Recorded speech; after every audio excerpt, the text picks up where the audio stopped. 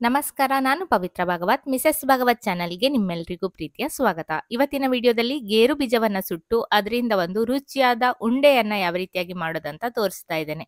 ಇದೊಂದು ತುಂಬಾ ಡಿಫರೆಂಟ್ ಆದ ರೆಸಿಪಿ ಅಂತಾನೆ ಹೇಳ್ಬೋದು. ನಮ್ಮೂರಲ್ಲಿ ಸಾಮಾನ್ಯವಾಗಿ ಗಣೇಶ ಚತುರ್ಥಿಗೆ ಈ ರೆಸಿಪಿಯನ್ನ ಮಾಡ್ತೇವೆ. ಗಣೇಶ ಚತುರ್ಥಿ ಎಲ್ಲ ಮುಗ್ದಿದೆ. ಆದ್ರೂ ಕೂಡ ಈ ವಿಡಿಯೋವನ್ನ ತೋರಿಸುವ, ನಿಮ್ಮ ಜೊತೆ ಶೇರ್ ಮಾಡುವ ಅಂತ ಮಾಡ್ತಾ ಇದ್ದೇನೆ. ಇದರ ಜೊತೆಗೆ ಎಳ್ಳುಂಡೆಯನ್ನು ಕೂಡ ಮಾಡಿ ತೋರಿಸ್ತಾ ಇದ್ದೇನೆ. ಎರಡನ್ನೂ ನಾವು ಗಣೇಶ ಚತುರ್ಥಿಗೆ ಮಾಡ್ತೇವೆ. ಮುಂದಿನ ವರ್ಷ ನೀವು ಗಣೇಶ ಚತುರ್ಥಿಗೆ ಸಾಧ್ಯವಾದ್ರೆ ಮಾಡ್ಕೊಳ್ಬಹುದು. ಮೊದಲಿಗೆ ಗೇರು ಬೀಜದ ಉಂಡೆಯನ್ನ ಮಾಡ್ಲಿಕ್ಕೆ ಗೇರು ಬೀಜವನ್ನ ಸುಟ್ಕೊಳ್ತಾ ಇದ್ದೇನೆ. ಗೇರು ಬೀಜ ಸಾಮಾನ್ಯವಾಗಿ ನಮ್ಮೂರಲ್ಲಿ ಮಾರ್ಚ್ ಇಂದ ಮೇ ತನಕ ಬಿಡ್ತದೆ. ಅದನ್ನ ಒಣಗಿಸಿ ಇಟ್ಕೊಂಡು ನಾನು ಈಗ ಇದನ್ನ ಸುಟ್ಕೊಳ್ತಾ ಇದ್ದೇನೆ.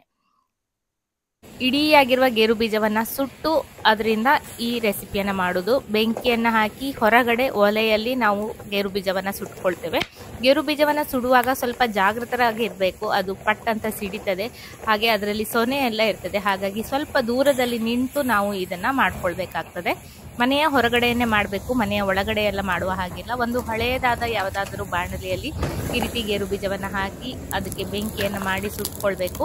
ಅದಕ್ಕೆ ಬೆಂಕಿ ಎಳೆದ ನಂತರ ಒಂದು ಸ್ವಲ್ಪ ಹೊತ್ತು ಅದನ್ನ ಬಿಟ್ಟು ಈ ರೀತಿ ಕಪ್ಪಾಗುವ ತನಕ, ಹೊರಗಡೆ ಸಿಪ್ಪೆ ಕಪ್ಪಾಗ್ತದೆ ಅಲ್ಲಿ ತನಕ ಅದನ್ನ ಸುಟ್ಟು ತಕ್ಷಣ ಕೆಳಗಡೆ ಹಾಕಿ ಬೆಂಕಿಯನ್ನ ಆರಿಸ್ಬೇಕು. ಬೆಂಕಿ ಇದ್ರೆ ಅದು ಒಳಗಡೆವರೆಗೂ ಬೀಜ ಕೂಡ ಕಪ್ಪಾಗಿ ಹೋಗ್ತದೆ. ಹಾಗಾಗಿ ಅದರ ಹೊರಗಡೆ ಸ್ವಲ್ಪ ದಪ್ಪವಾಗಿ ಸಿಪ್ಪೆ ಇರ್ತದೆ. ಹಾಗೆ ಅದರಲ್ಲಿ ಸೊನೆ ಕೂಡ ಇರ್ತದೆ. ಅದು ಒಂದ್ ರೀತಿ ಕೈಯೆಲ್ಲ ಸುಟ್ಟು ಚರ್ಮ ಎಲ್ಲ ಸುಲಿದು ಹೋಗುವ ಹಾಗೆ ಆಗ್ತದೆ. ಹಾಗಾಗಿ ಇದನ್ನ ಮಾಡುವಾಗ ಕೈಗೆ ಗ್ಲೌಸ್ ಅನ್ನ ಹಾಕೊಳ್ಳೋದು ಒಳ್ಳೇದು, ಅಥವಾ ತೆಂಗಿನ ಎಣ್ಣೆಯನ್ನ ಕೈಗೆ ಸವರ್ಕೊಳ್ಬೇಕಾಗ್ತದೆ. ಎಲ್ಲ ಸುಟ್ಟಿದ್ದನ್ನ ತಣ್ಣಗಾದ ನಂತರ ನಾನಿಲ್ಲಿ ಜಪ್ತಾ ಇದ್ದೇನೆ. ಅದನ್ನ ಈ ರೀತಿ ಕಲ್ಲಿನ ಇಟ್ಕೊಂಡು ಈ ರೀತಿ ಜಪ್ಪಿ ಅದರ ಹೊರಗಡೆ ಭಾಗದ ಸಿಪ್ಪೆಯನ್ನ ತೆಗೆದು ಬೀಜವನ್ನ ಸಪರೇಟ್ ಮಾಡ್ಕೊಳ್ಬೇಕು. ಇದು ಸುಟ್ಟಿರುವ ಗೇರು ಬೀಜ ರುಚಿನೇ ಬೇರೆ. ಅಂಗಡಿಯಲ್ಲಿ ಸಿಗುವ ಗೇರು ಬೀಜಕ್ಕಿಂತ ಇದು ತುಂಬಾನೇ ರುಚಿಕರವಾಗಿರ್ತದೆ. ನಿಮಗೆ ಇಡಿಯಾಗಿರುವ ಗೋಡಂಬಿ ಸಿಕ್ಕಿದ್ರೆ ಖಂಡಿತ ಈ ರೆಸಿಪಿಯನ್ನ ನೀವು ಮಾಡ್ಕೊಳ್ಬಹುದು. ಈಗ ಎಳ್ಳನ್ನ ಹುರ್ಕೊಳ್ಳಿಕ್ಕೆ ಒಂದು ಪ್ಯಾನನ್ನ ಬಿಸಿಗಿಟ್ಟಿದ್ದೇನೆ. ಎಳ್ಳನ್ನ ಚೆನ್ನಾಗಿ ತೊಳೆದು ಒಣಗಿಸಿ ಈಗ ಹುರಿಲಿಕ್ಕೆ ಹಾಕೊಂಡಿದ್ದೇನೆ. ಅದು ಚಟಪಟ ಅಂತದೆ, ಅಲ್ಲಿಯ ತನಕ ಚೆನ್ನಾಗಿ ಹುರ್ಕೊಳ್ಬೇಕು. ಎಳ್ಳಿನ ಘಮ ಬರಬೇಕು. ಕಪ್ಪೆಳ್ಳಾಗಿರೋದ್ರಿಂದ ಬೆಂಕಿಯನ್ನ ಸಣ್ಣದಾಗಿ ಇಟ್ಕೊಂಡು ಹುರ್ಕೊಳ್ಳೋದು ಒಳ್ಳೇದು. ಹಾಗೆ ಗೋಡಂಬಿಯ ಉಂಡೆಗೆ ನಾನಿಲ್ಲಿ ಸ್ವಲ್ಪ ನೆಲಗಡಲೆಯನ್ನು ಕೂಡ ಸೇರಿಸ್ಕೊಳ್ತಾ ಇದ್ದೇನೆ. ಬರೀ ಗೋಡಂಬಿಯಿಂದನೂ ಕೂಡ ಉಂಡೆಯನ್ನ ಮಾಡ್ಕೊಳ್ಬಹುದು. ಸ್ವಲ್ಪ ಗೋಡಂಬಿ ಹೀಟ್ ಅಂತ ಹೇಳ್ತಾರೆ ಬಾಡಿಗೆ. ಹಾಗಾಗಿ ನೆಲಗಡಲೆಯನ್ನು ಕೂಡ ಇದರ ಜೊತೆಗೆ ಸೇರಿಸ್ಕೊಂಡು ಉಂಡೆಯನ್ನ ಮಾಡ್ಕೊಳ್ತಾ ಇದ್ದೇನೆ. ನಮ್ಮೂರಲ್ಲಿ ಇದರ ಜೊತೆಗೆ, ಗೋಡಂಬಿಯ ಜೊತೆಗೆ ಸ್ವಲ್ಪ ಅರಳಿನ ಪೌಡರ್ ಬರ್ತದಲ್ಲ, ಅದನ್ನ ಸೇರಿಸಿ ಕೂಡ ಉಂಡೆಯನ್ನ ಮಾಡ್ತಾರೆ. ನಮ್ಮಲ್ಲಿ ಈ ವಿಧಾನದಲ್ಲಿ ಇತ್ತೀಚೆಗೆ ನಾವು ಮಾಡ್ಲಿಕ್ಕೆ ಸ್ಟಾರ್ಟ್ ಮಾಡಿದ್ದೇವೆ. ತುಂಬಾನೇ ರುಚಿಕರವಾಗಿರ್ತದೆ, ಗರಿ ಗರಿಯಾಗಿ ಬರ್ತದೆ ಉಂಡೆ ಅಂತ. ಈ ರೀತಿ ನೆಲಗಡಲೆಗೆ ಗೋಡಂಬಿಯನ್ನ ಸೇರಿಸಿ ಉಂಡೆಯನ್ನ ಮಾಡ್ಕೊಳ್ತೇವೆ. ಬರೀ ನೆಲಗಡಲೆಯಿಂದನೂ ಕೂಡ ಮಾಡ್ಕೊಳ್ಬಹುದು, ಅಥವಾ ಬರೀದಾಗಿ ಗೋಡಂಬಿಯಿಂದ ಕೂಡ ಉಂಡೆಯನ್ನ ಮಾಡಬಹುದು. ನೆಲಗಡಲೆಯನ್ನು ಕೂಡ ಹುರಿದು ತಣ್ಣಗಾಗ್ಲಿಕ್ಕೆ ಬಿಟ್ಟಿದ್ದೇನೆ. ಎಳ್ಳು ತಣ್ಣಗಾದ ನಂತರ ಮಿಕ್ಸಿ ಜಾರಿಗೆ ಹಾಕೊಂಡು ಪಲ್ಸ್ ಮೋಡಲ್ಲಿ ಒಂದ್ 4-5 ಬಾರಿ ತಿರುಗಿಸ್ಕೊಂಡು ಈ ರೀತಿ ಪೌಡರ್ ಅನ್ನ ಮಾಡ್ಕೊಂಡಿದ್ದೇನೆ. ಉಂಡೆಯನ್ನ ಮಾಡಿದಾಗ ತಿನ್ಲಿಕ್ಕೆ ರುಚಿಕರವಾಗಿರ್ತದೆ ಈ ರೀತಿ ಪೌಡರ್ ಅನ್ನ ಮಾಡ್ಕೊಳ್ಳೋದ್ರಿಂದ. ಹಾಗೆ ಗೋಡಂಬಿಯನ್ನ ನೋಡಿ, ಅದರ ಮೇಲ್ಗಡೆ ಇನ್ನೊಂದು ಸಿಪ್ಪೆ ಇರ್ತದೆ ತೆಳ್ಳಗಿಂದು, ಅದನ್ನೆಲ್ಲ ತೆಗೆದು ಹಾಕಿ ಚಿಕ್ಕದಾಗಿ ಕಟ್ ಮಾಡ್ಕೊಂಡು ಇಟ್ಕೊಂಡಿದ್ದೇನೆ.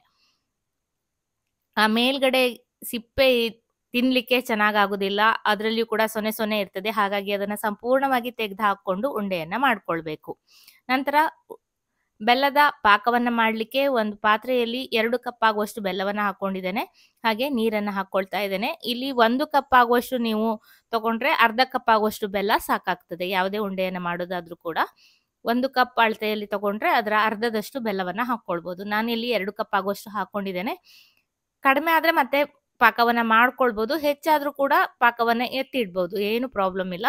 ನೀರನ್ನ ಹಾಕಿ ಚೆನ್ನಾಗಿ ಕರಗಿಸ್ಕೊಂಡಿದ್ದೇನೆ.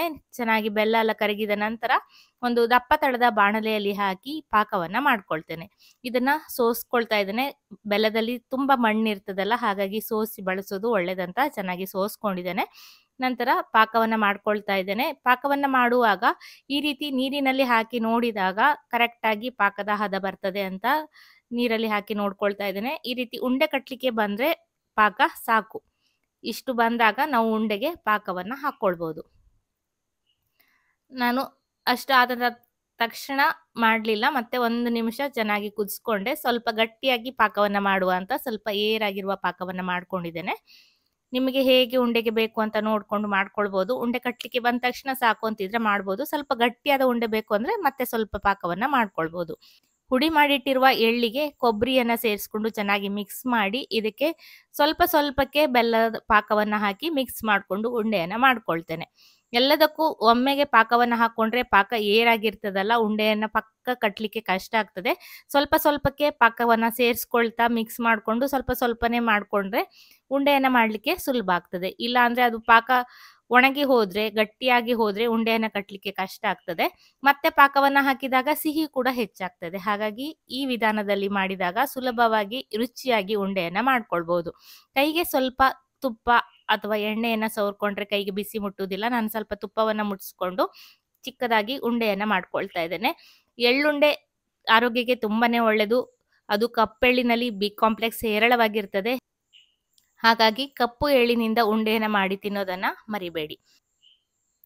ಈಗ ಗೋಡಂಬಿಯ ಉಂಡೆಯನ್ನ ಮಾಡಲಿಕ್ಕೆ ನೆಲಗಡಲೆಯನ್ನ ಹುರಿದು ತಣ್ಣಗಾದ ನಂತರ ಅದರ ಸಿಪ್ಪೆಯನ್ನೆಲ್ಲ ತೆಗೆದು ಸ್ವಲ್ಪ ಮಿಕ್ಸಿ ಜಾರಲ್ಲಿ ಹಾಕಿ 1 ರೌಂಡ್ ಪಲ್ಸ್ ಮೋಡಲ್ಲಿ ರುಬ್ಕೊಂಡಿದ್ದೇನೆ. ಸ್ವಲ್ಪ ಪೌಡರ್ನ ಮಾಡ್ಕೊಂಡಿದ್ದೇನೆ.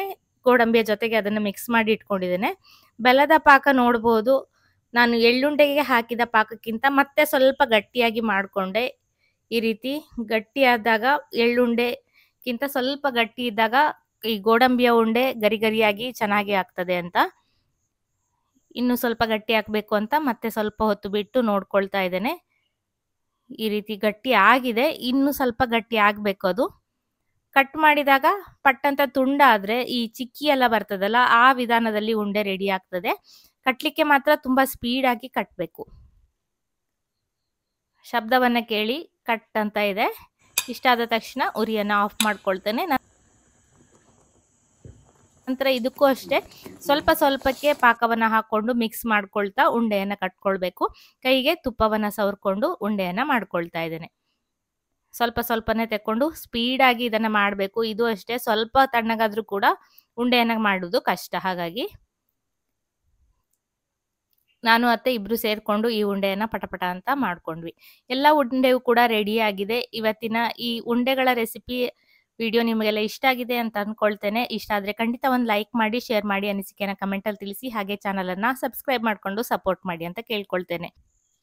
ಹಾಗೆ ಗೋಡಂಬಿಯ ಮರ ಯಾವ ರೀತಿಯಾಗಿರ್ತದೆ, ಅದರಲ್ಲಿ ಹೇಗೆ ಹಣ್ಣು ಬರ್ತದೆ, ಬೀಜ ಹೇಗೆ ಇರ್ತದೆ, ಅದನ್ನ ಯಾವ ರೀತಿ ನಾವು ಆರಿಸಿ ತರ್ತೇವೆ ಅನ್ನೋದನ್ನೆಲ್ಲ ಈಗಾಗಲೇ ನನ್ನ ಇನ್ನೊಂದು ಚಾನಲ್ ಅಲ್ಲಿ ನಾನು ಪೋಸ್ಟ್ ಅನ್ನ ಮಾಡಿದ್ದೇನೆ. ಕುಂದಾಪುರ ಕನ್ನಡದಲ್ಲಿ ಆ ವಿಡಿಯೋ ಇದೆ. ಹಳ್ಳಿ ಕಿಚನ್ ಅಂತ ಚಾನಲ್ ಹೆಸರು. ಇಷ್ಟ ಇದ್ರೆ ನೋಡಿ, ಕೊನೆಯಲ್ಲಿ ಲಿಂಕ್ ಅನ್ನ ಕೊಟ್ಟಿರ್ತೇನೆ. ಹಾಗೆ ಈ ವಿಡಿಯೋ ಇಷ್ಟ ಆದ್ರೆ ಖಂಡಿತ ಒಂದು ಲೈಕ್ ಮಾಡೋದನ್ನ ಮರಿಬೇಡಿ. ಇನ್ನಷ್ಟು ರೆಸಿಪಿಗಳೊಂದಿಗೆ ಬರ್ತೇನೆ. ಅಲ್ಲಿವರೆಗೂ ನಮಸ್ಕಾರ.